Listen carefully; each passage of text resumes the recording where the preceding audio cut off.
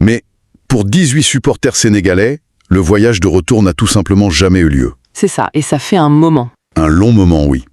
Près de 80 jours après le coup de sifflet final de la Coupe d'Afrique des Nations, ils sont toujours en détention au Maroc. C'est complètement fou quand on y pense. Totalement fou, ouais.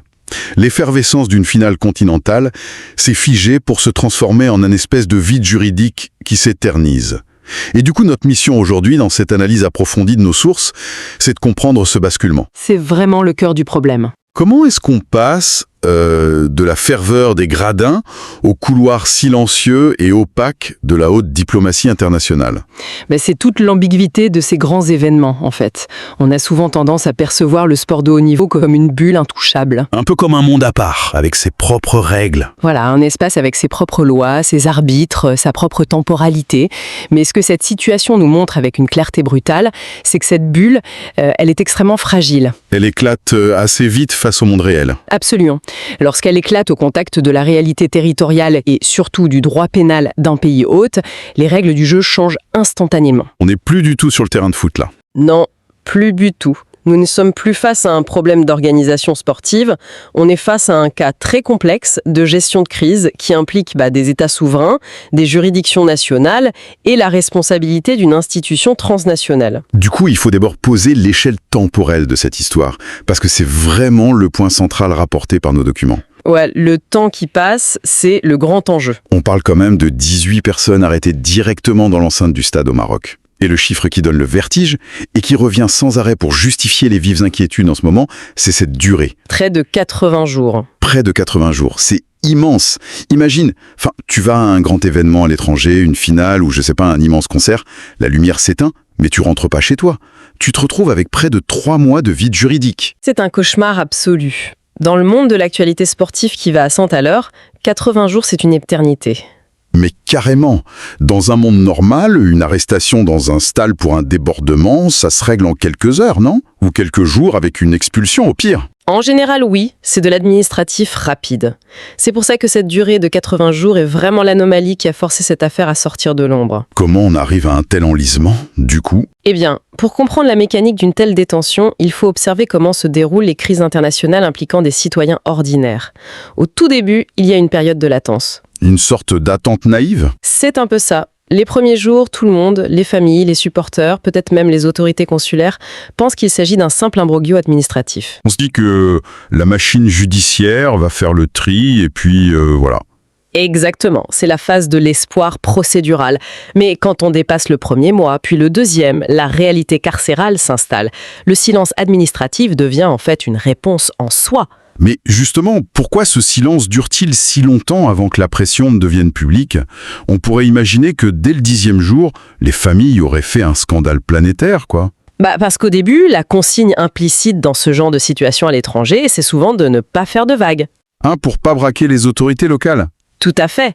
On veut pas irriter les juges locaux ou le pays hôte, on fait confiance aux avocats sur place, on laisse faire la procédure. Sauf qu'au bout de 80 jours, ça tient plus. Voilà.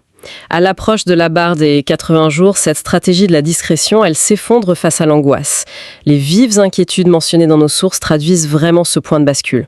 Donc la pression monte à la base. Oui, la pression locale des familles à Dakar s'est transformée en une pression médiatique, puis nationale. Et c'est ça qui a fini par acculer les instances sportives. Celles qui pensaient pouvoir rester tranquillement en dehors de la mêlée. Exactement, elles ne pouvaient plus faire comme si de rien n'était. C'est fou, parce que ça rappelle vraiment une illusion qu'on a tous, je pense, en participant à de grands rassemblements. Quand on entre dans un stade pour une compétition continentale, on a l'impression de pénétrer dans une sorte d'ambassade. C'est une super analogie, ouais. Tu vois les logos de la Confédération partout, les agents de sécurité portent les couleurs du tournoi, tout est régi par les règles de l'organisateur. C'est une espèce de bulle d'extraterritorialité psychologique. On se sent protégé par l'événement. Voilà, mais la réalité c'est que dès qu'il y a une infraction perçue, cette ambassade imaginaire se dissout instantanément. Et on tombe nez à nez avec la police locale et le code pénal du pays. L'illusion s'arrête net. C'est une excellente façon de conceptualiser le truc. La Confédération sportive, en fait, elle loue l'espace, elle le décore, elle y impose son règlement sportif. Mais elle n'a pas la police. Non, elle ne possède en aucun cas d'autorité régalienne. Le monopole de la force légitime et de la justice, il appartient toujours, et sans exception, au pays hôte. C'est le mur de la réalité. C'est ça. Et c'est cette friction entre l'illusion de contrôle de l'organisateur et la réalité du pouvoir de l'État qui crée le vertige juridique dans lequel ces 18 supporters sont plongés en ce moment. Et c'est là que ça devient super intéressant dans nos sources.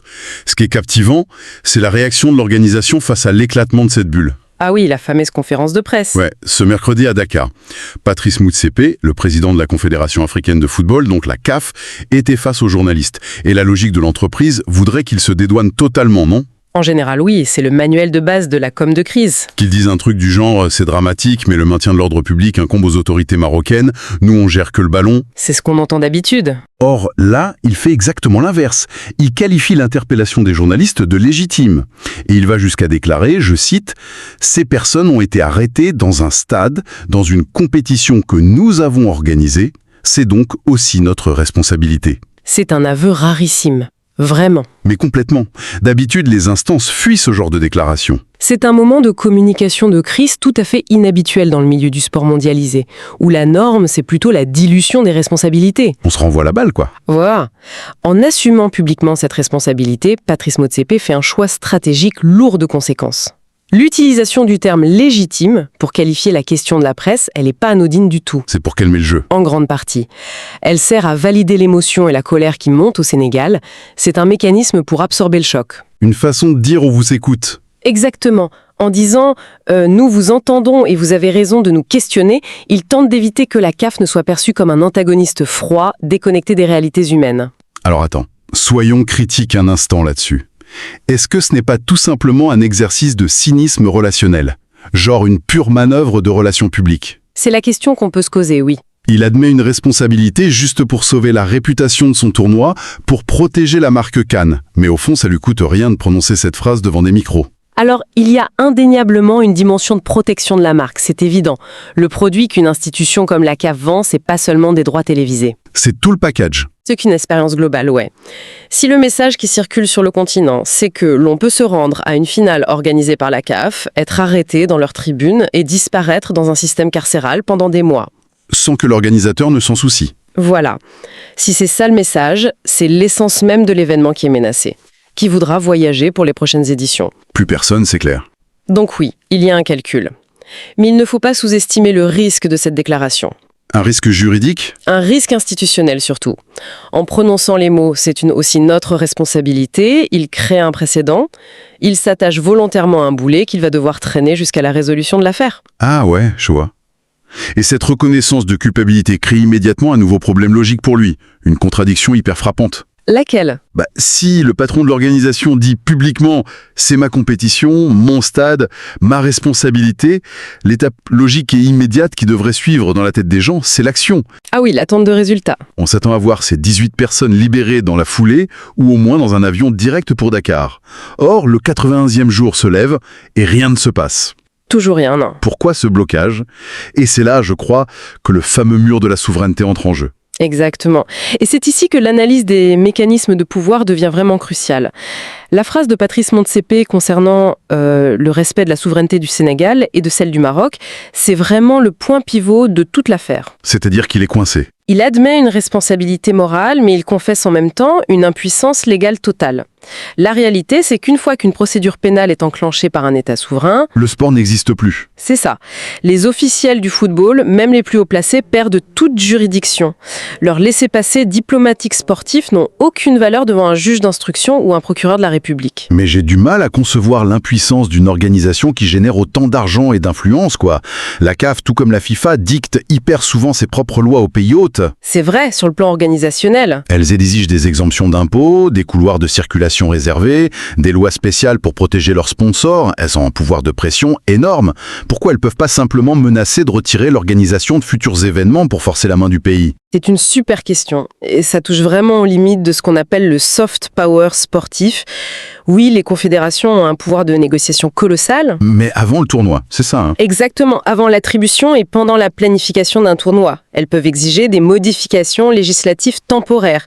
Mais il y a une ligne rouge absolue en droit international. L'indépendance de la justice. L'indépendance de la justice pénale, voilà. Aucun État ne peut accepter publiquement qu'une entreprise privée ou une association sportive lui dicte comment appliquer son droit droit pénal à l'intérieur de ses frontières. Surtout pour des questions de maintien de l'ordre public. Absolument. Si le Maroc cédait à un ultimatum public de la CAF, ça créerait une crise politique interne majeure pour son propre gouvernement. Ça ferait genre l'État se plie devant le foot. Ce serait perçu comme une capitulation de l'État souverain face à une entité sportive. C'est inenvisageable. Donc, dès l'instant où l'infraction relève du code pénal, c'est comme si on essayait de réparer une fuite d'eau chez soi, mais la tuyauterie traverse la maison du voisin. C'est une bonne image. Et soudainement, au lieu d'appeler un plombier, tu dois faire appel à des avocats internationaux pour simplement discuter avec le voisin. Le pouvoir glisse littéralement des mains de la fédération vers les ministères des Affaires étrangères. C'est le transfert de compétences absolu, ouais. Le dossier quitte les bureaux de la Confédération de football pour atterrir sur les bureaux des diplomates à Rabat et à Dakar. Motsepe le dit presque textuellement, non ? Oui, il le confirme d'ailleurs en parlant d'un dossier sensible nécessitant des discussions au niveau diplomatique. Ce vocabulaire, c'est le signal clair que la résolution ne viendra pas du monde du sport. Mais des arcanes gouvernementaux en silence. Tout à fait. Et ça nous amène à la partie la plus paradoxale et peut-être la plus frustrante pour l'opinion publique. La question de la transparence, hein. Ouais. Patrice Motsepe justifie l'absence de détails en disant que vu la sensibilité de l'affaire, ce n'est pas un sujet dont on peut parler publiquement. D'un côté, il impose une omerta, un écran de fumée total. Le silence radio, hein. Et de d'autres, dans la même respiration, nos sources soulignent qu'il tente de rassurer. Il affirme que ce dossier tient particulièrement à cœur à son organisation et qu'il espère un dénouement rapide. Le grand écart. C'est schizophrène comme message. Comment tu prouves ton engagement moral quand tu refuses catégoriquement d'expliquer ce que tu fais concrètement ? Ça donne l'impression d'une immobilité totale, cachée derrière de jolies formules. Je comprends tout à fait. C'est la frustration classique de l'opinion face à la temporalité et aux méthodes de la diplomatie. On veut des actes visibles. Dans notre société de l'information au continu, on est habitué à ce que l'action soit visible, bruyante, immédiate. On associe l'indignation publique sur les réseaux sociaux à de l'efficacité. Si tu tweetes pas, tu fais rien en gros. C'est un peu ça. Mais dans le champ des relations bilatérales et de la diplomatie de crise, la règle est l'exact inverse. L'efficacité exige le secret. Le silence n'est pas nécessairement de la négligence. C'est stratégique. C'est bien souvent la condition requise pour laisser le pays hôte sauver la face. Sauver la face, c'est-à-dire trouver une porte de sortie qui ne ressemble pas à une défaite pour la justice locale. Absolument. La diplomatie de l'ombre, ce qu'on appelle aussi les négociations de coulisses, elle vise à construire une solution où tout le monde ressort gagnant. Ou du moins, sans perdre publiquement. Voilà, où personne ne perd la face. Si la CAF ou le gouvernement sénégalais faisaient des déclarations fracassantes exigeant une libération immédiate, les Marocains se braqueraient direct. Les autorités judiciaires marocaines se braqueraient, c'est sûr. Elles seraient obligées d'appliquer la loi avec la plus grande sévérité, juste pour prouver leur indépendance face aux pressions extérieures. Donc le silence de Motsepe, c'est une couverture. C'est ça. Ça permet aux diplomates d'échanger des notes verbales, d'organiser des rencontres très discrètes et de chercher un artifice légal. Genre une grâce présidentielle ? Une grâce, une expulsion administrative rapide ou en abandon de charge. Un truc qui permettra de libérer les 18 supporters tout en préservant le respect dû aux institutions marocaines. C'est un exercice de funambulisme assez effrayant quand on se rappelle qu'il y a 18 vies humaines sur le fil. C'est le côté dramatique de l'affaire. Les familles vivent au rythme de la détresse quotidienne pendant que les officiels jouent une partie d'échecs géopolitiques qui nécessite un temps hyper long. Les horloges ne tournent vraiment pas à la même vitesse. Pas du tout, non. L'horloge de l'urgence humaine, elle hurle à chaque seconde, tandis que l'horloge diplomatique avance au rythme lent des rendez-vous ministériels et des courriers confidentiels. C'est super bien résumé. Et c'est la lourde tâche de ceux qui communiquent en temps de crise, faire accepter cette différence de temporalité à une opinion publique qui est à juste titre exaspérée. C'est tout l'enjeu des mots de Motsepe, en fait. C'est le sens de sa déclaration, oui.